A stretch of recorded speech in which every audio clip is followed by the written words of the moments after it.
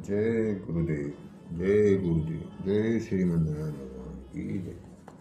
जय श्री कृष्णा, जय श्री राधा, जय श्री कृष्णा, जय श्री राधा।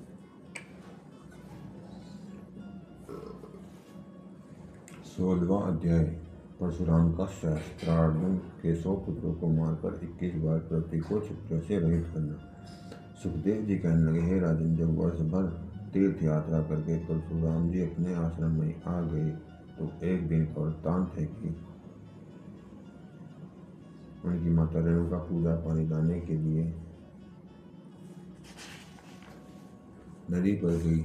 वहाँ पर चित्ररथ गंधर्व को अपनी स्त्रियों से जल क्रीड़ा करते हुए देखकर कुछ देर तक उनका कौतुक देखती रही, इसलिए देर हो गई।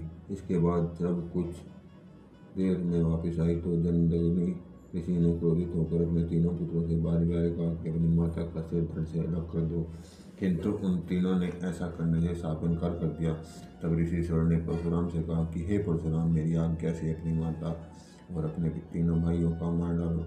हे परीक्षित, पिता के ये वचन सुनकर परशुराम सोचने लगे कि उनकी माता और भाइयों को मारना महापाप है, परंतु नहीं मारने में भी भला नहीं है, क्योंकि एक तो पिता की आज्ञा का उल्लंघन होगा और दूसरे पिता के क्रोध का शिकार होना पड़ेगा, इसलिए उनकी आज्ञा मानने में ही भलाई है। हे राजन, इस प्रकार अपने मन में सोच विचार कर परशुराम जी ने अपनी माता और अपने भाइयों को प्राण रहित कर दिया।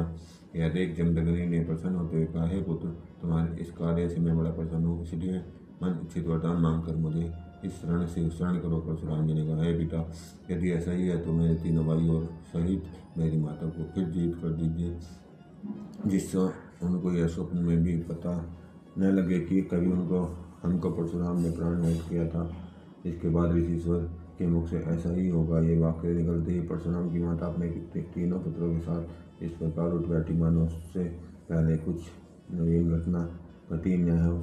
सुखदेव जी कहने लगे, हे राजन, इसमें आश्चर्य करने की कोई बात नहीं है, क्योंकि परमेश्वर के भजन में वह बल है कि यदि भक्त चाहे तो न केवल एक दो बल्कि अनंत मुर्दे जिंदा कर सकता है और क्रोध की दृष्टि से देखकर दुष्टों को भस्म भी कर सकता है। इसके बाद जब परशुराम आदि चारों भाई बाहर गए हुए थे, उसी समय जानकर सहस्त्रार्जुन के 100 पुत्र जमदग्नि ऋषि के आश्रम में आए और जबकि वे पूजा कर रहे थे उनका सिर काट कर 9 2 11 हो गए। इस प्रकार अपनी आंखों के सामने अपनी पति की हत्या देखकर रेणुका पागलों की तरह चले उठी और 21 बार परशुराम जी को पुकार कर शत्रुओं को नष्ट करने के लिए कहा। पिता का मारा जाना सुनकर परशुराम अपने आश्रम में आए और अपनी माता को धीरज देते हुए कहने लगे, हे माता, मैं आपके सामने प्रतिज्ञा करता हूँ 21 बार पृथ्वी को अपने क्षत्रियों से रहित कर उनके रक्त से पिता जी को तिलांजलि दूंगा। हे राजन, यह प्रतिज्ञा कर परशुराम जी शास्त्रवज्जन की नगरी माहिष्मति में चले गए और वहाँ उसके 100 पुत्रों को मारकर अपने पिता का सिर ले आए तथा इसके बाद 21 बार पृथ्वी को क्षत्रियों से रहित कर ब्राह्मणों को दान कर दिया। हे परीक्षित, इस प्रकार परशुराम जी ने पृथ्वी को क्षत्रियों से रहित कर दिया। जब वे महेरांचल पर्वत पर बैठे हुए परमेश्वर का तप करते हैं, तब आगे अनंतर में राजा बलि इंद्र होगा। तब परशुराम जी का स्थान सप्तऋषियों में हो जाएगा। अब हम आपके सामने महाराजा गाधी के वंश का वर्णन करते हैं। जिस समय गाधी की स्त्री ने अपनी पुत्री सत्यावती के भाग स्वरूप बदलकर आप खा लिया तो उसके प्रताप से उनके विश्वामित्र नाम करके बड़ा प्रतापी और धर्मात्मा पुत्र उत्पन्न हुआ, जो बाद में तप करके महर्षि राज ऋषि ब्रह्मर्षि हो गए। उनके 100 पुत्र होते हुए भी उन्होंने सुन से अपने भांजे को, जिसको हरिश्चंद्र ने यज्ञ में बलि होने से बचा लिया था, अपना शत्रु बना लिया। और जब उन्होंने अपने बड़े 50 पुत्रों को कहा कि इसे अपना बड़ा भाई समझकर अपना पुत्र बना लिया, इसे अपना बड़ा भाई समझकर उनकी आज्ञा का पालन किया करो, तब उन्होंने ऐसा करने से इनकार किया। तब उन्होंने उनको श्राप देकर मलेच्छ बना दिया। उनके मचुछंदा नाम के छोटे 50 पुत्रों ने उनकी आज्ञा का पालन किया तो उनको वरदान देकर वेदों का ज्ञाता बना दिया। हे राजन, विश्वामित्र के उन मचुछंदा नामक 50 पुत्रों से जो संतान उत्पन्न हुई वह संसार में अब तक कौशिक गोत्र के नाम से प्रसिद्ध है, अर्थात उनके वंश में ब्राह्मण कौशिक गोत्री कहलाते हैं।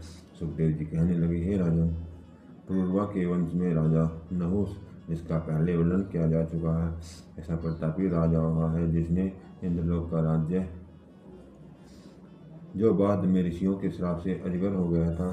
हे राजन, उन्हीं के वंश में धन्वंतरी नाम का ऐसा वैद्य हुआ जिसके नाम से रोगों का शमन हो जाता है, तथा उन्हीं के वंश में राजा कुबल्यास भी बड़ा प्रतापी राजा हो गया है। उनके मंदालसा नामक बड़ी विदुषी और धर्मात्मा स्त्री थी, जिसने अपने पुत्र अर्घ के हाथ में 2 श्लोक लिखकर एक ताबीज बांधकर यह उपदेश दिया था कि हे पुत्र, विपत्ति पड़ने पर इस ताबीज को तोड़वाकर इसमें लिखी कागज को पढ़ उसी के अनुसार चलना। ईश्वर चाहेगा तो तुम्हारा अवश्य भला होगा।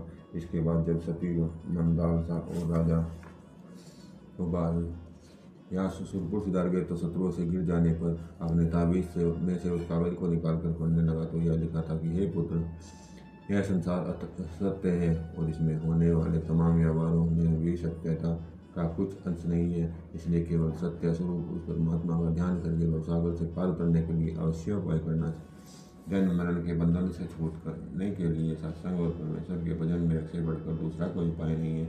हे राजन, जो ही राजा अलग ने इस श्लोकों को पढ़ा क्यों ही बैरागी होकर वन में चल दिया। जब उसके शत्रु ने यह हाल सुना तो वे उसके पास आकर कहने लगे, राजन, बिना युद्ध किए राज्य छोड़कर वन में जाने का क्या कारण है। यह सुन राजा अलग कहने लगे, हे भूपतियों, युद्ध में मनुष्य को व्यर्थ मारने, प्रजा को दुख देने और अधिक राज्य सुख भोगने से नरक में जाना पड़ता है। इसलिए नरक के दुखों से बचने के लिए वन में परमेश्वर भजन करने के लिए जा रहा हूँ और साथ ही आप लोगों से प्रार्थना करता हूँ कि आप प्रसन्नता से मेरी राजगद्दी पर बैठकर प्रजा का पालन करें। हे परीक्षित, राजा अलग के धर्मयुक्त वाक्य सुनकर शत्रुओं को भी ज्ञान हो गया और वे राजा अलग को बरजोरी गद्दी पर बिठाकर सेना सहित अपने देश को चल दिए। इतनी कथा सुनकर सुखदेव जी कहने लगे, हे राजन, परमेश्वर के भजन में इतनी शक्ति है कि उसकी इच्छा मात्र से विपत्तियाँ दूर हो जाती हैं। राजा अलग के वंश में राज और उसके 500 पुत्र बड़े प्रतापी हुए, जिन्होंने देवों की सहायता कर इंद्रपुरी का राज्य स्वयं किया।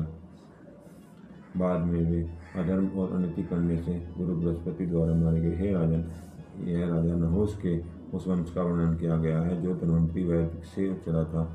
अब आपके सामने उनके अन्य पुत्रों के वंश का वर्णन करूंगा। सुखदेव जी कहने लगे, हे राजन, जब राजा नहुस ऋषियों के श्राप से अजगर बना दिया गया तो उसका पुत्र ययाति, जो बड़ा प्रतापी था, गद्दी पर बैठा। उसने 7 द्वीपों में राजाओं को अपने दुर्बल से जीतकर अपने भाइयों को अपना प्रतिनिधि बना वहाँ भेज दिया था। उसके 2 स्त्रियाँ थीं, एक का नाम देवयानी, दूसरी जो शुक्राचार्य जी की लड़की थी, और दूसरी का वर्षप्रपाद्यत्य की पुत्री शर्मिष्ठा थी।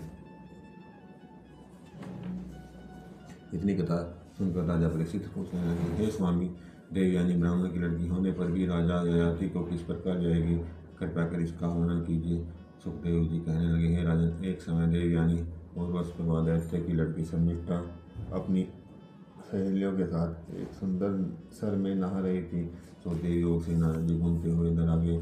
उन्हें आता हुआ देखकर सबने शीघ्रता से अपने अपने वस्त्र पहन लिए, किंतु अज्ञानतावश शर्मिष्ठा और देवयानी का वस्त्र उलट पुलट हो गया। जब यह देवयानी को यह पता लगा कि शर्मिष्ठा ने मेरे वस्त्र पहन लिया तो वह कहने लगी, हे गंधर्व राक्षस के वंश की छोकरी, तुझे हमारी जैसी प्रतिष्ठित ब्राह्मण कन्या के कपड़े पहनकर तनिक भी लज्जा नहीं है।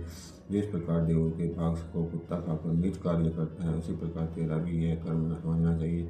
हे राजन, देवयानी के मुख से वचन सुनकर शर्मिष्ठा को भी क्रोध और बड़ा घुटाला हुआ। इस प्रकार कहने लगी, हे भिखमंगे की बच्ची, हमारे टुकड़ों पर पलकर आज तू अहंकार वश हमको अधम बनाने लगी है। हे राजन, ऐसा कहकर शर्मिष्ठा और देवयानी को अपनी सखियों की सहायता से एक कुएं में धकेल कर अपने घर को चली गई। इसके बाद कहीं से राजा ययाति आयर खेलते हुए उधर आ निकले और देवयानी को विवल जानकर कुएं से निकाल दिया। तब क्या कहने लगी, हे राजन, हरी इच्छा भगवान है, उसके सामने किसी का वश नहीं चलता और बृहस्पति जैसे देवगुरु के पुत्र का साथ भी नहीं चल सकता। आपने मेरा हाथ पकड़कर कुएं से निकाला, इसलिए आपसे ही मैं विवाह करूँगी, क्योंकि कच्छ ने यही कहा था कि तेरा विवाह किसी ब्राह्मण से नहीं होगा। हे परीक्षित, इसके बाद देवयानी अपने पिता के पास चली गई और शर्मिष्ठा ने जो उसके साथ सलूक किया था वह सिसक कर पिता को सुना दिया। जब शुक्राचार्य को यह पता लगा कि शर्मिष्ठा ने केवल उसे भिखमंगा ही बताया है, बल्कि देवयानी को कुएं में धकेल दिया है, तो उनको बड़ा क्रोध आया और उसी क्रोध में आकर वे वर्षप्रभा के नगर को छोड़कर चल दिए। जब परस्पर आकर मालूम हुआ कि उसके गुरु उस पर अप्रसन्न होकर कहीं जा रहे हैं तो वह सोचने लगा कि गुरु से क्रोधित होने पर न केवल अपना बल्कि कुल का भी नाश हो जाता है। हे परिस्थिति, यह सोचकर वस्त्र नंगे पैर नगरी से छोड़ा और गिड़गिड़ाकर गुरु के चरणों में गिर पड़ा। इसके बाद जब वह बहुत प्रार्थना की तो इस बात पर मामला तय हुआ कि यदि 1000 दासियों के सहित शर्मिष्ठा को देवयानी के दहेज में दिया जाए तो नगर को वापिस जा सकता है। शुक्राचार्य और देवयानी की यह बात सुनकर परस्पर सोचने लगा, यदि गुरु का वचन मानता हूँ तो अपनी प्यारी पुत्री के जीवन का बलिदान करना पड़ता है, और नहीं मानता हूँ तो न केवल अपने ही बल्कि दैत्यकुल का नाश करवाना पड़ता है। सोचकर जब सभी बातें शर्मिष्ठा के सामने रखी गई तो उसने कहा, हे पिताजी, तमाम दैत्यकुल को बचाने के लिए मैं अपने जीवन का बलिदान हस्ताक्षर कर सकती हूँ। हे परीक्षित, इसके बाद शुक्राचार्य ने राजा ययाति को बुलाकर देवयानी का विवाह कर दिया और शर्मिष्ठा के सहित 10,000 दासी दहेज में देकर उससे कहा कि हे ययाति, हमारी आज्ञा मानकर शर्मिष्ठा से कभी प्रसंग मत करना। यदि आपने कभी हमारी आज्ञा का उल्लंघन किया तो आपको उचित दंड दिया जाएगा। हे राजन, तत्पश्चात राजा ययाति देवयानी के साथ शर्मिष्ठा आदि 10,000 दासियों सहित देश चला गया और शुक्राचार्य जी प्रसन्न होते और उस की पुरी में चले गए। इतनी कथा सुनकर राजा परीक्षित कहने लगे, स्वामी, गुरु के पुत्र कच्छ ने देवयानी को किस कारण श्राप दिया था, कृपा कर पहले इसका हाल सुनाइए। सुखदेव जी कहने लगे, हे राजन, शुक्राचार्य जी को संजीवनी विद्या थी जिससे वे दैत्यों को जिला दिया करते थे। सो देवों ने विचार कर बृहस्पति जी के पुत्र कच्छ को अपने पास संजीवनी विद्या सीखने के लिए भेज दिया। जब दैत्य ने यह हाल सुना कि देवगुरु पुत्र कच्छ उनके गुरु के पास संजीवनी विद्या सीख रहा है तो उन्होंने एक दिन अवसर पाकर उसे, जब वह घूमे चला रहा था, मार कर दबा दिया। इसके बाद जब शुक्राचार्य जी का यह हाल मालूम हुआ तो उन्होंने कच्छ को संजीवनी विद्या से फिर जला दिया। हे राजन, यद्यपि दैत्य कच्छ को कई बार मौत के घाट उतारते रहे और शुक्राचार्य जी भी प्रत्येक बार उसको जलाते रहे। इसके बाद संजीवनी विद्या सीखकर कच्छ त्यों ही जाने को तैयार हुए, त्यों ही देवयानी ने उनके रूप पर मोहित होकर कहने लगी, हे कच्छ, मेरी इच्छा आपसे विवाह करने की है, सो आप भी प्रसन्न होकर अपने स्वीकृति दीजिए। कच्छ कहने लगा, हे बहन, फिर कभी भूलकर यह प्रस्ताव मेरे सामने प्रस्तुत मत करना, क्योंकि गुरु की पुत्री बहन के समान हुआ करती है। हे राजन, इस प्रकार कच्छ के मुख से पूरा पर सुनकर देवयानी ने कहा, हे कच्छ, आपने मेरे प्रेम को पर कुठाराघात किया, इसलिए आपने जो विद्या मेरे पिता से सीखी है वह आपके किसी काम में आए। तब कच्छ ने कहा, हे देवयानी, तुमने अपने पिता के शिष्य से शादी करनी चाहिए, इसलिए तुम न केवल श्रेष्ठ मुनीश्वर से बल्कि किसी ब्राह्मण से भी नहीं ब्याही जाओगी। हे राजन, इस प्रकार देवयानी को कच्छ ने श्राप दिया था। अब हम आपके सामने फिर राजा ययाति की कथा सुनाते हैं। सुनिए। राजा ययाति ने देवयानी से यदु और तुरोसु नाम के 2 पुत्र हुए। ययाति राजा ने यह प्रतिज्ञा की थी कि मैं शर्मिष्ठा से संभोग नहीं करूँगा, परंतु फिर भी वह देवयानी के लुक छिपकर शर्मिष्ठा के पास चला जाया करता था। इस कारण शर्मिष्ठा के लिए द्रुम, पुनु और पुरु नाम के 3 पुत्र उत्पन्न हुए। जब देवयानी को यह पता लगा तो वह नाराज होकर अपने पिता से यहाँ चली गई, और जब शुक्राचार्य को यह समाचार सुना तो उन्होंने राजा ययाति को श्राप देकर बुरा बना दिया। इसके बाद जब ययाति ने उनकी बहुत प्रार्थना की तो उन्होंने कहा, हे राजन, मेरा श्राप तो झूठा नहीं हो सकता, किंतु यदि आपको कोई श्रापयुक्त चाहे तो वह आपको अपनी जवानी देकर बुढ़ापा को डाल सकता है। इसके बाद राजा ने अपने पुत्रों को बुलाकर उनसे अपनी जवानी देकर बुढ़ापा लेने को कहा। हे राजन, पिता का यह प्रस्ताव सुनकर यदु आदि उनके 4 पुत्रों ने उसे ठुकरा दिया, परंतु शर्मिष्ठा के सबसे छोटे पुत्र ने राजा ययाति को अपनी जवानी देकर उससे बुढ़ापा ले लिया। हे राजा, तब राजा ययाति ने प्रसन्न होकर कहा, हे पुत्र, यद्यपि तुम सबसे छोटे हो परंतु मेरी आज्ञा को तुमने पालन किया, इसलिए मेरी राजगद्दी का मालिक केवल तुम्हें ही बनाया जाएगा।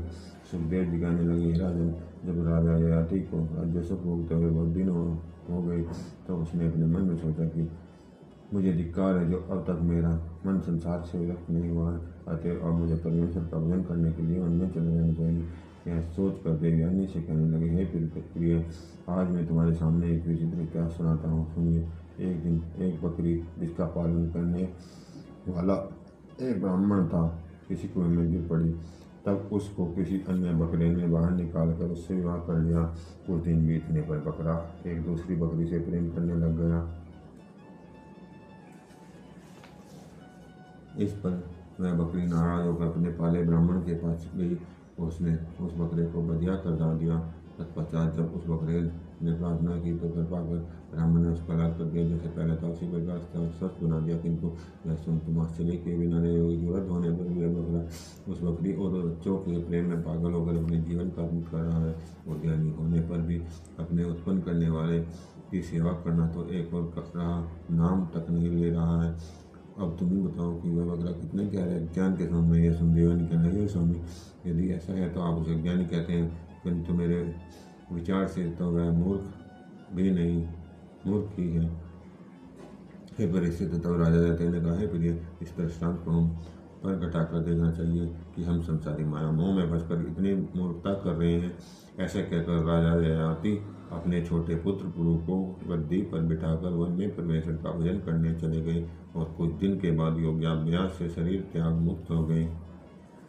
सुखदेव जी कहने लगे, हे राजन, अब मैं आपके सामने राजा पुरु के वंश का वर्णन करता हूँ। राजा पुरु के वंश में कई पीढ़ी उपरांत दुष्यंत नाम पाए बड़े प्रतापी राजा हो गए हैं। एक दिन वे अहेर खेलने के लिए वन में कर्ण ऋषि के आश्रम में गए। वहाँ उन्होंने एक बहुत सुंदर कन्या को पुष्प चुनते हुए देखा।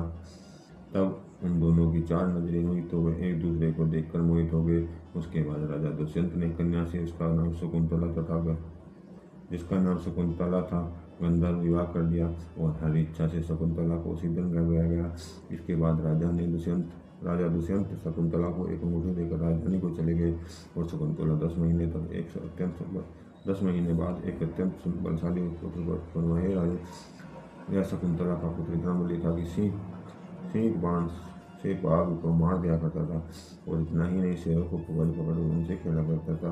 कुछ समय के बाद कर्ण ऋषि ने शकुंतला को उसके पुत्र और सखियों के सहित राजा दुष्यंत के पास भेज दिया। किंतु अंगूठी खो जाने पर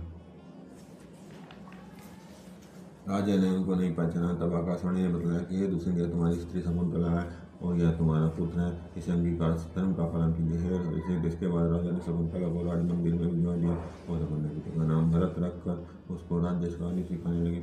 हे राजन, इसके बाद राज्य में प्रजा बड़ी प्रसन्न रहा करती थी और किसी बात का दुख नहीं रह पाती थी।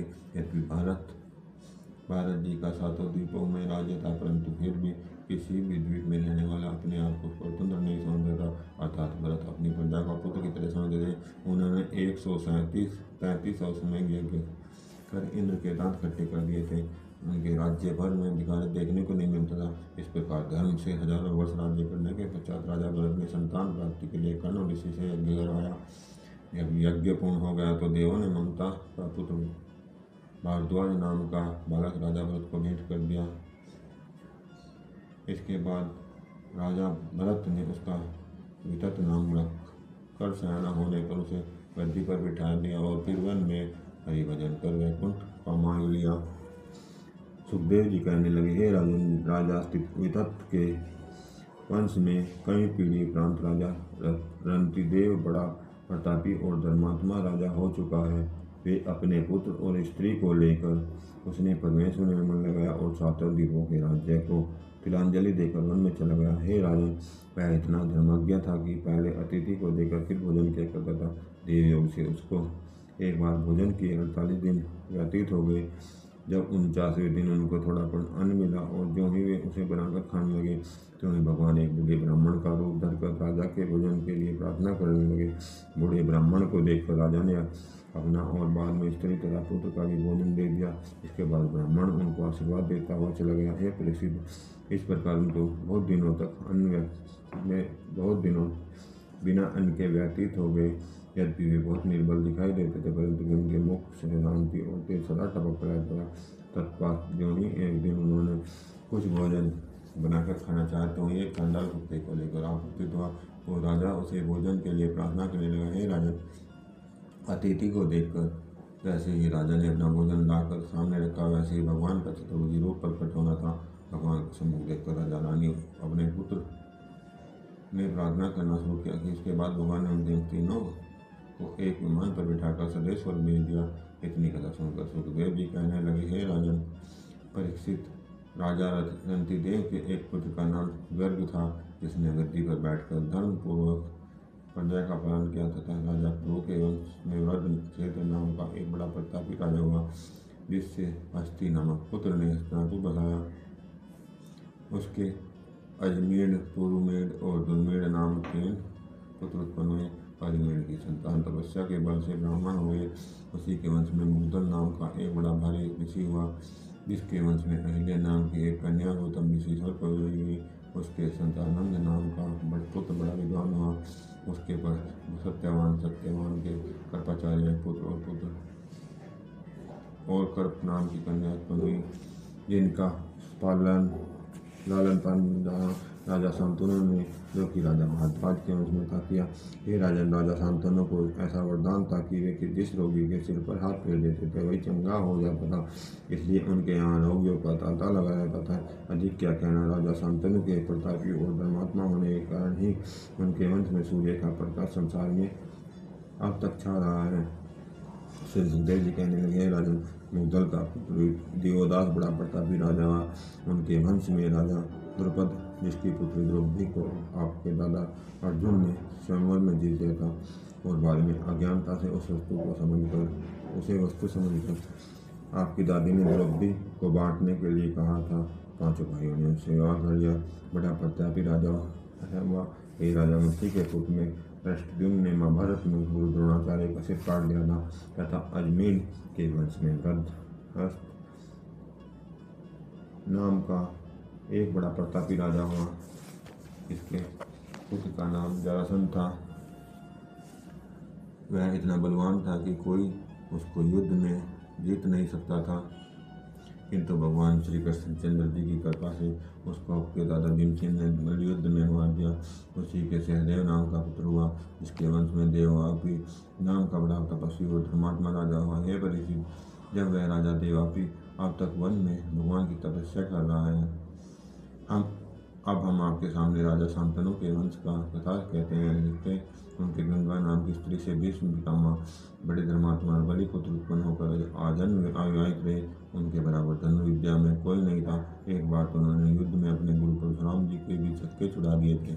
इतनी ही नहीं, स्वयंवर में देश देशांतर के राजाओं के उपस्थित होने पर भी काशी नरेश की अंबिका और अम्बालिका नामक 3 कन्याएं जीत कर ले आए थे। हे राजन, उनमें से अम्बालिका और अंबिका का तो अपनी मौसी सत्यवती के पुत्र विचित्रवीर्य को भीष्म पितामह ने ब्याह दिया, किंतु अम्बा उन्हीं से प्रेम में मर गई। राजा शांतनु ने सत्यवती स्त्री से चित्रांगद और विचित्रवीर्य 2 पुत्र उत्पन्न हुए। सो चित्रांगद को उसी की नामधारी गंधर्व ने वन में मार दिया और विचित्रवीर्य अक्षय का रोगी होने पर घर में ही मर गया। इसलिए संतान न होने पर सत्यवती ने अपने पुत्र वेद व्यास को बुलवाया और कहने लगी, तातवंश की वृद्धि का कोई उपाय करो। तब वेद व्यास जी ने कहा, है माता, यदि विचित्रवीर्य की स्त्री मेरे सामने नंगी होकर निकल जावे तो मैं उनमें मेरी दृष्टि द्वारा परमेश्वर की कृपा से सृष्टि उत्पन्न होकर सकता हूँ। इसके बाद जब वह अपनी सासू की आज्ञा से अंबिका नंगी होकर वेद व्यास जी के आगे से निकली तो उसने अपने लेद केश लज्जा से आंखों पर गिरा लिए, जिससे दशरथ नाम का अंधा पुत्र उत्पन्न हुआ तथा अम्बालिका अपने शरीर पर मिट्टी लपेट कर निकल गई। इसलिए उनके रोगी पांडु हुआ, किंतु गुलजार नाम की उनकी दासी जब प्रसन्न होकर उनके सामने से निकल गई तो उसके विदुर नामक पुत्र राजनीतिज्ञ और बड़ा भक्त उत्पन्न हुआ। धृतराष्ट्र ने गंधारी नाम की स्त्री से दुर्योधन आदि 100 पुत्र उत्पन्न हुए तथा राजा पांडु के कुंती नाम की स्त्री 6 मंत्रों के द्वारा धर्म से युधिष्ठिर, इंद्र से अर्जुन और पवन से भीष्म तथा माधुरी नामक स्त्री से अश्विनी कुमार की कृपा से नकुल और सहदेव 5 पुत्र उत्पन्न हुए।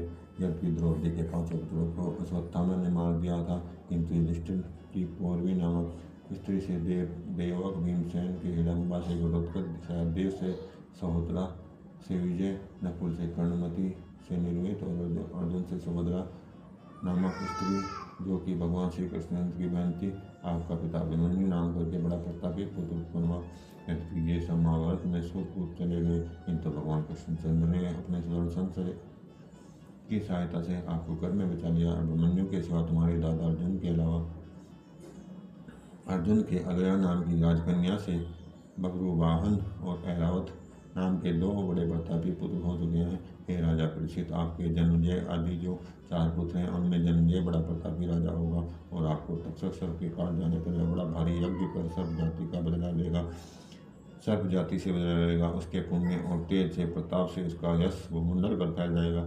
हे राजन, आपके मरने के बाद 25 पीढ़ी हस्तिनापुर में आपका राज्य रहेगा। इसके बाद हस्तिनापुर यमुना जी में डूबकर नष्ट हो जाएगी। इतनी कथा सुनाकर सुखदेव जी बोले, हे राजन, राजा पुरु के वंश का वर्णन संक्षेप में आपको सुना दिया है। अब आपके सामने राजा यदु के वंश का वर्णन करूँगा। पुरुवंश की कथा जो सुनेगा कहेगा उसको किसी प्रकार का कष्ट नहीं रहेगा। सुखदेव जी कहने लगे, हे राजन, जिस कुल में भगवान श्री कृष्णचंद्र जी उत्पन्न हुए, अब हम उस यदुवंश का वर्णन आपके सामने कहते हैं, जिसके कहने सुनने से प्राणी अर्थ धर्म काम मोक्ष चारों पदार्थों को पाकर जीवन मरण के बंधनों से सदा के लिए छोड़ जाता है। तो ध्यान लगाकर सुनने का कष्ट कीजिए, क्योंकि बिना चित्त लगाए कथा सुनने से उसका फल निष्फल हो जाया करता है। राजा ययाति, जिसका वर्णन पहले किया जा चुका है, एक बड़ा प्रतापी राजा हुआ। उसके देवयानी स्त्री से यदु नाम का पुत्र उत्पन्न हुआ तथा उसके वंश में कई पीढ़ी उपरांत राजा सहस्ता अर्जुन, जिसको परशुराम ने मार दिया था, बड़ा प्रतापी और तेजस्वी पुत्र उत्पन्न हुआ। यद्यपि उनके सारे पुत्र अपनी जान से परशुराम जी ने मार दिए थे, परंतु फिर भी जयध्वज के तालजन नाम का बड़ा प्रतापी राजा हुआ। हे राजन, उन्हीं के वंश में राजा मधु और उनका पुत्र वृष्टि बड़े प्रतापी राजा है। इसलिए यदुवंशियों को मधुवंशी और मधुवंश तथा श्री कृष्णचंद्र को माधव और पाषाण्य कहा जाता है। राजा वृष्टि के शिशुविद नाम का बड़ा धर्मात्मा राजा हुआ और उन्हीं के कई पुत्रों में से प्रजित नामक 2 बड़े प्रसिद्ध और प्रतापी राजा हैं। राजा जामद के सैज्ञा नामक स्त्री से जब कोई संतान उत्पन्न नहीं हुई तो इसके लिए उनको विषदेवों का बहुत पूजन करना पड़ा। तब कहीं उन बड़े दान पुण्य और जब तब से उनके विदर्भ नाम का बड़ा तेजस्वी और सुंदर पुत्र उसके वहाँ हे परीक्षित, जब विदर्भ सयाना हो गया तो राजा जामद को राजगद्दी पर बिठाकर परमेश्वर का नाम लेते हुए स्वर्गवास कर गए। राजा विदर्भ धर्मपूर्वक प्रजा का पालन करने लगा। सुखदेव जी कहने लगे, हे राजन, विदर्भ से कुश, प्रथ और रोमपाद नामक 3 पुत्र उत्पन्न हुए। रोमपाद के वंश में जयद्रथ और शिशुपाल नामक चंदेली नगरी के राजा बड़े प्रसिद्ध हुए तथा देवावरद और विभु बड़े धर्मात्मा और ज्ञानी हुए। विभु के वंश में सत्राजित और प्रसेन भी बड़े बलशाली हो गए हैं। एवं इनके सिवा विदर्भ के वंश में युधान और सत्यकी बड़े ही प्रतापी हुए। युधान के सुफलक और उनके अक्रूर आदि 12 पुत्र हुए। हे राजन, रोशनी के वंश में अंधक नामक बड़ा प्रतापी राजा हुआ और दुंदुभी के आहुक और आहुक के देवक और उग्रसेन नामक 2 पुत्र उत्पन्न हुए।